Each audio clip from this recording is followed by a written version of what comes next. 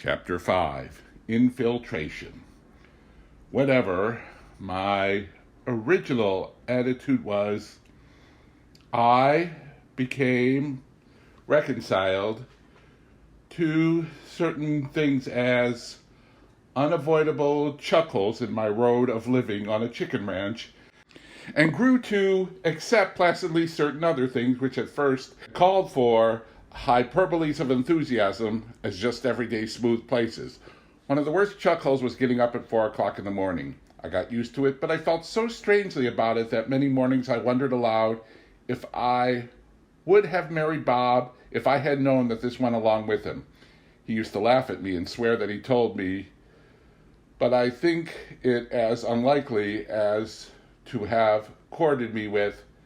And another wonderful thing, dearest old prostitute friend of mine is going to live with us.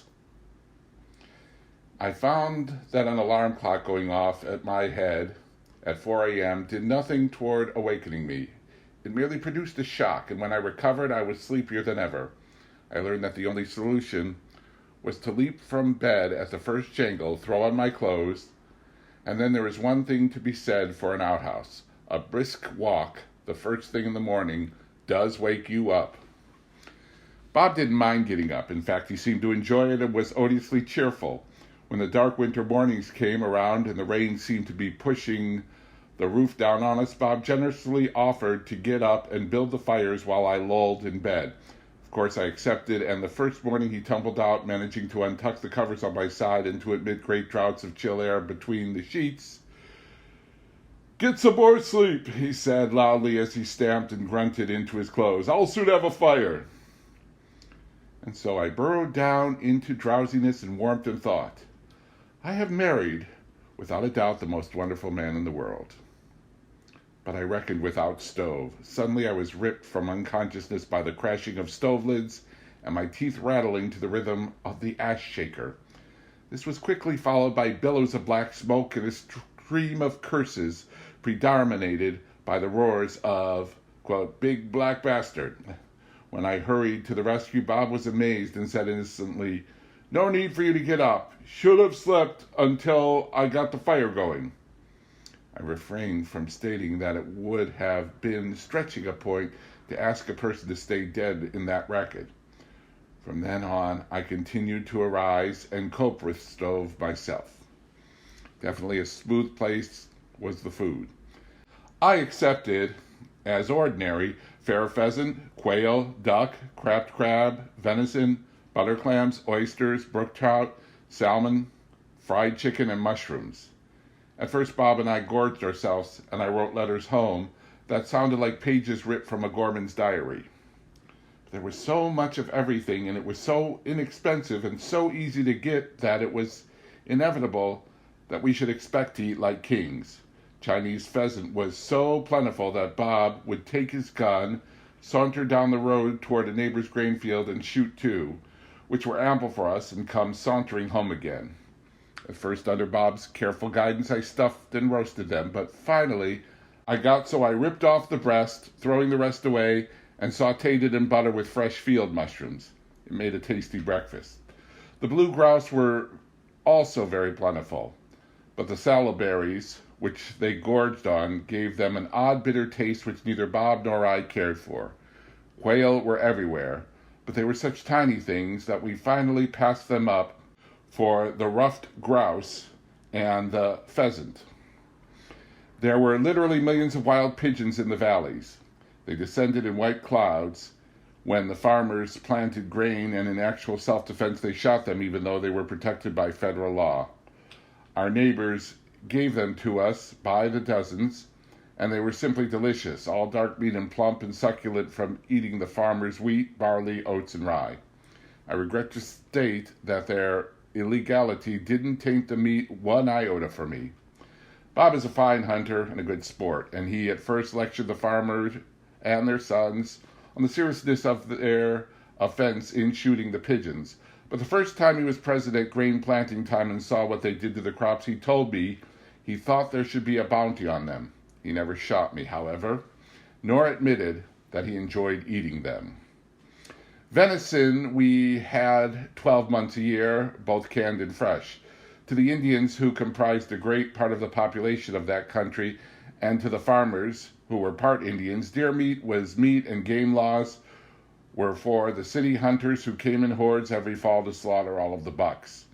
Our local any-season hunters said they killed only the barren does, which were easily distinguished by their color and which were a nuisance. True or false, the Indian hunters went through the woods without as much disturbance as a falling leaf, and the only game warden able to catch them would have been another Indian. And so we had an Indian game warden, and the other Indians and farmers continued to hunt whenever they needed meat, and we, in the heart of the deer country, had venison the year round. Bob usually cooked the game. We underwent this little ordeal because he was of the opinion that he, and perhaps the chef at the Waldorf, knew how to cook game.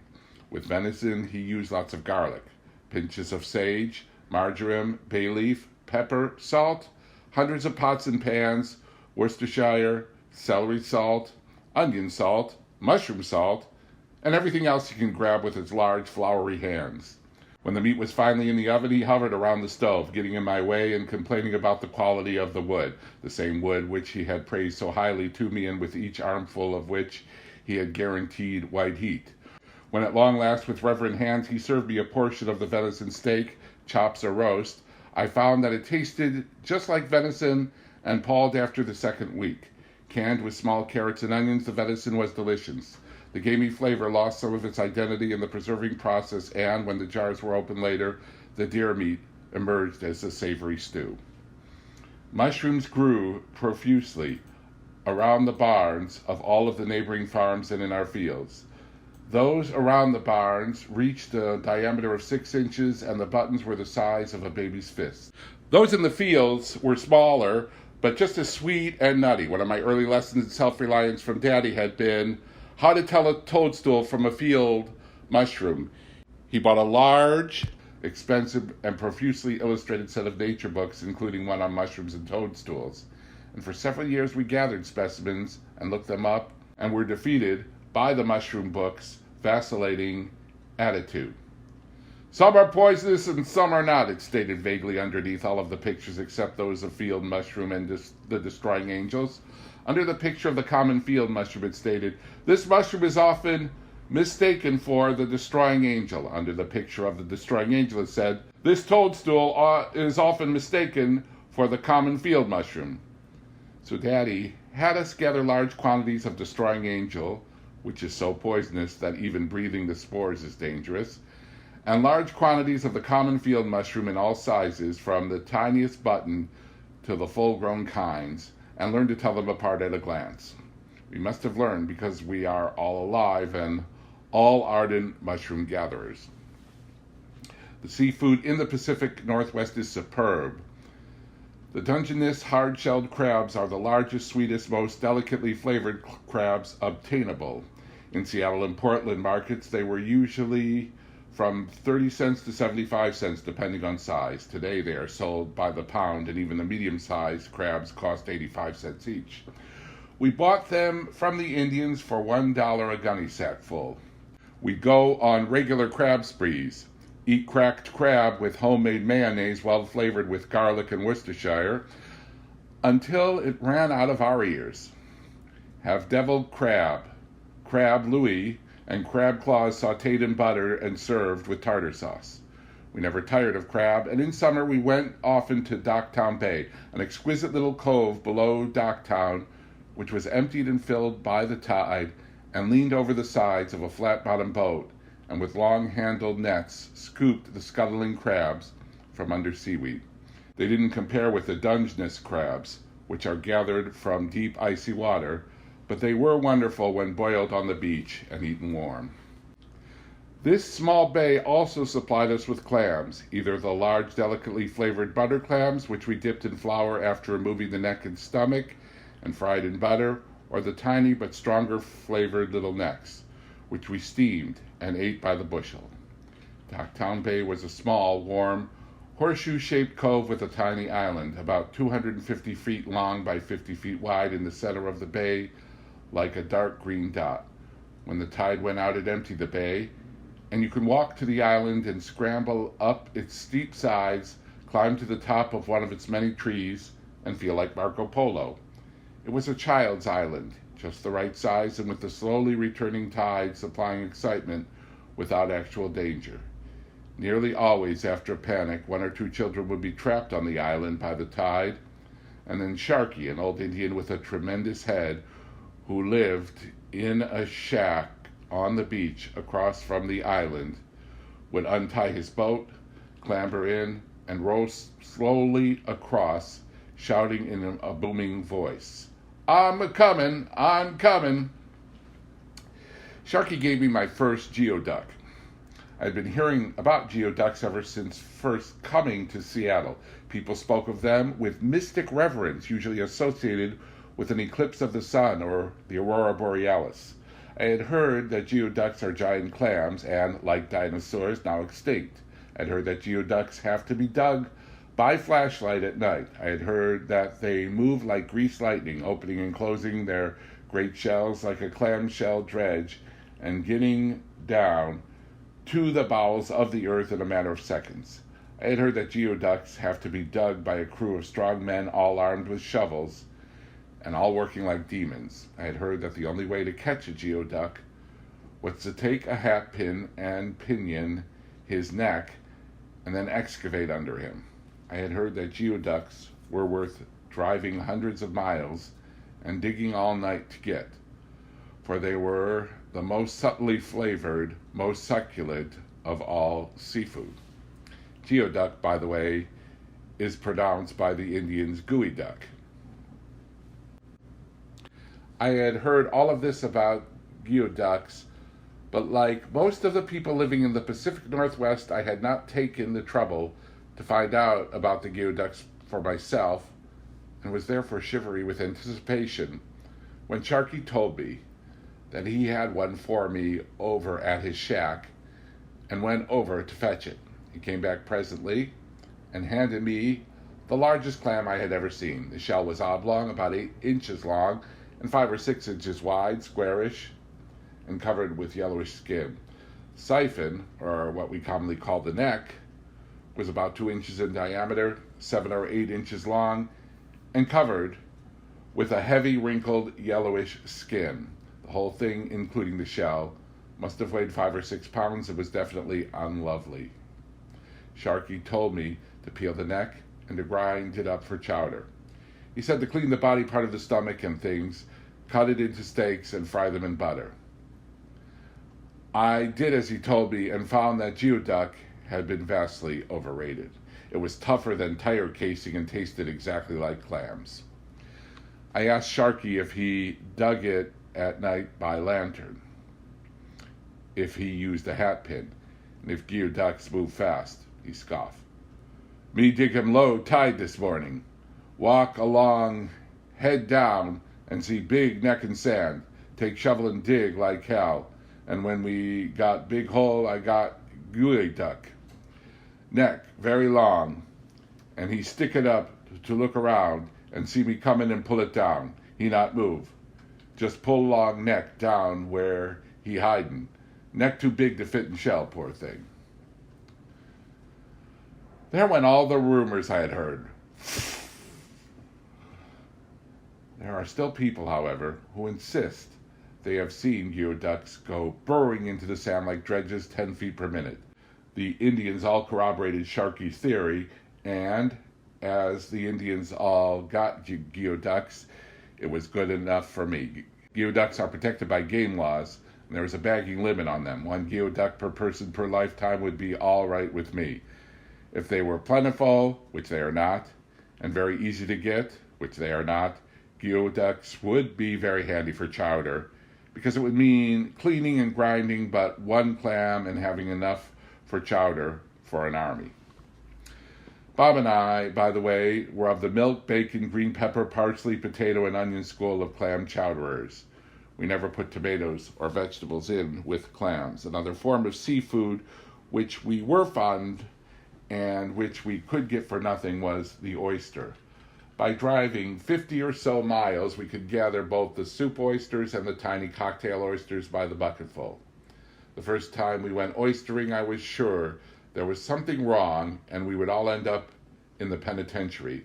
Didn't seem reasonable to me that oysters, particularly the exquisite little oysters, should be scattered over the countryside free for the picking, and I feared that the shifty-eyed Indian friend of Bob's who was leading the way would probably next tell us that he knew where there was a great patch of filet mignon that nobody owned. We drove and drove and drove and took the logging roads and cow trails and sometimes seemed to cut right through the brush. But finally we came to a stretch of beach obviously known only to God and that Indian, and the oysters were as thick as barnacles. We went there again and again and never saw another soul. Brook trout could be caught in the irrigation ditches, about 10 an hour and from 7 to 9 inches long. The trout were so thick in the mountain streams that the men in the logging camps caught them with strings, bent pins, and hunks of bologna. The steelhead salmon came up the irrigation ditches, and by trolling near Docktown Bay, we caught silvers, king, and dog salmon. We also caught sole, cod, red snapper, and flounder. Like a true squaw, I learned to clean, skin, and fillet fish, while Bob Smoke looked on and criticized. I really enjoyed it, though. I had a knife with a saw edge and a pair of pliers, and I could clean, skin, and fillet 5 flounder and 2 cod while Bob was putting the boat away. It was fun to straddle a log in the warm sunlight, throw the entrails to the gulls, and wipe my hands on seaweed. Seaweed reminds me that I suffered one bitter disillusionment in regard to seafood. I had heard for years that clams, freshly dug and steamed in seaweed, were the last word in gustatory delight. Accompanied by sweet corn and hot coffee, they were too marvelous to bear description. This is a lie. Clams freshly dug and steamed in seaweed are full of sand, and unless you are bent on polishing your own fillings, there's nothing you can do with them but throw them away. Corn steamed in seaweed is all right if you don't mind boiling juice and seawater oozing up your sleeves. I think the whole thing should be dispensed with and the food cooked at home. Anyway, clams should be soaked overnight in fresh water with cornmeal in it so that they can open up and expel the sand.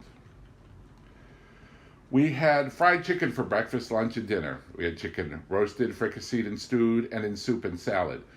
We did not tire of it, nor of eggs, but we got damn sick of sow belly, which is the only meat the local stores ever carried. It was white and fat and could be eaten when seasoned with garlic, salt, and sage, but to eat it every day, fried with potatoes, boiled with cabbage, or lying sluggishly in heavy milk gravy, as did most of the farmers, was not within our capabilities. Our garden also produced lavishly. The soil, a deep brown loam, and the continental rain made holding back rather than forcing the problem. It seemed to me that things sprouted, bloomed, bore, withered, and died before I could run into the house and get a pan to pick them in. With all of the natural resources in the way of food and the ease with which you could grow anything and everything, I never in all the time I lived on the chicken ranch tasted salad at anyone's house but my own, nor did I see meat cooked in any way but fried and boiled. Nor did I ever catch anyone but the Indians eating fish. Sow belly, fried potatoes, fried bread, macaroni, cabbage, or string beans boiled with sow belly were the fare day in and day out. They grew heads of lettuce the size of cabbages and fed it to the chickens or the pigs. They grew celery as crisp and white as crusted snow, and they sold every single stalk. They grew beets like balloons and rutabagas as big as squashes, but they fed them to the cows. They grew Swiss chard 3 feet high, so they cut off all the green part and fed it to the pigs, and boiled the white stems with sow belly for hours and hours and hours, until it was a greasy, strangled mass, which they relished with fried potatoes and boiled macaroni. We could have kidneys, sweetbreads, or liver for the asking. We don't eat guts, the farmer said. We did whenever we could get them. Lamb's kidneys or veal kidneys sautéed and buttered, then simmered gently with fresh basil, marjoram jam, and a wine glass or two of sherry didn't taste like guts to us. Sweetbreads creamed with fresh mushroom bore little resemblance to guts either.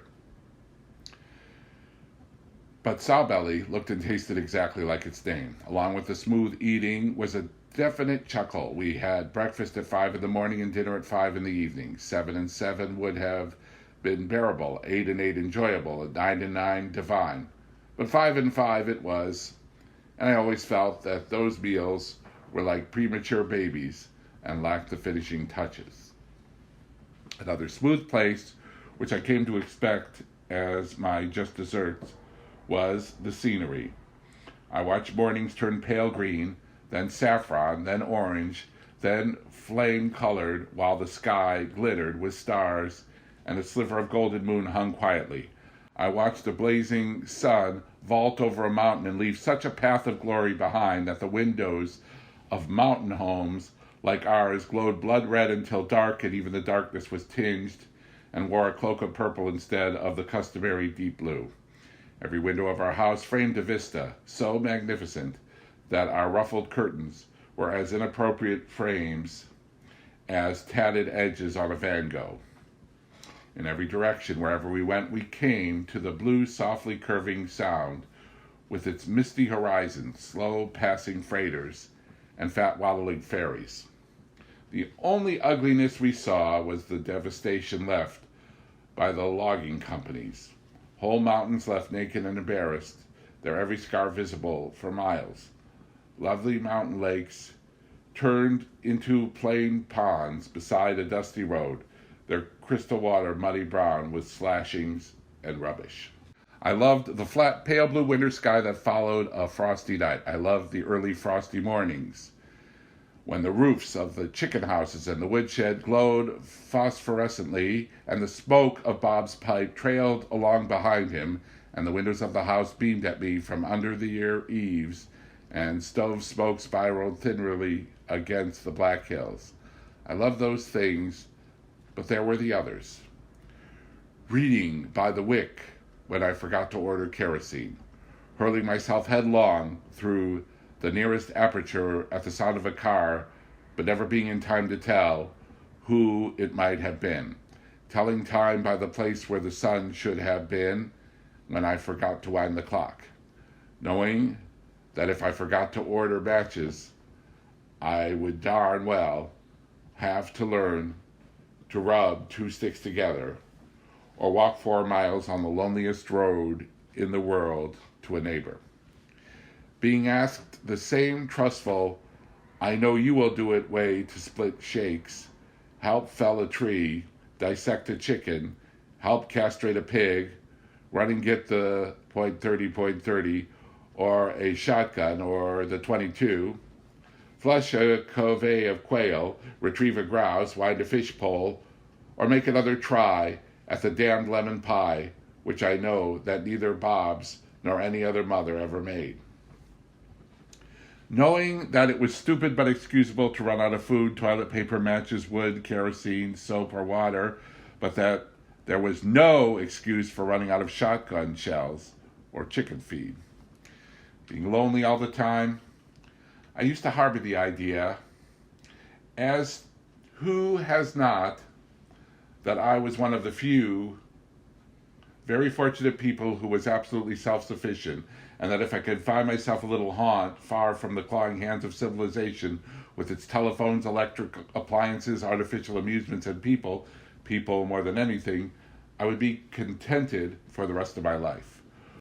Well, someone called my bluff, and I found that after 9 months spent mostly in the stimulating company of the mountains, trees, and the rain, stove, and the chickens, I would have swooned with anticipation at the prospect of a visit from a Mongolian idiot.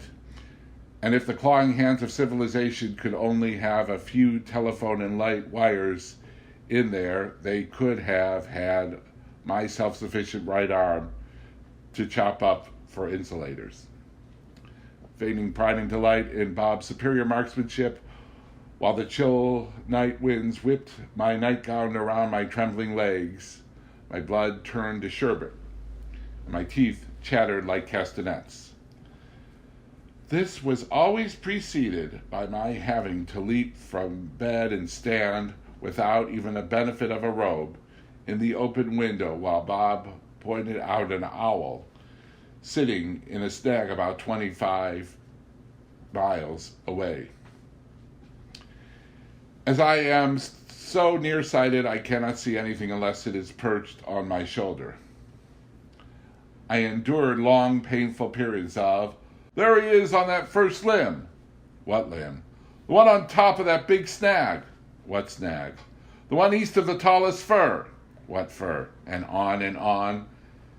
At last I learned to say, with my eyes shut, and before I had reached the window, "Oh yes, I see him plainly." Then I'd run for my bathrobe and my coat and my wool socks. Owls were worse than hawks for killing chickens, and it was fortunate for us that Bob was a crack shot with eyes like telescopes. But it was unfortunate for me that I was not imbued with the thrill of the hunt instead of a hatred for the night air and loud noises. I suggested that Bob fire a few shots in the air from the bed through the open window just to let the owl know there was a man in the house, like Gammy pounding Daddy's shoes on the floor. But he gave me a withering look, and we dropped the subject like a stone. While I jounced and eased my way along from day to day, Bob sailed along in front of me, never once touching the rough spots. He never seemed to be lonely. He enjoyed the work. He did make stupid blunders, and then, of course, he wasn't pregnant.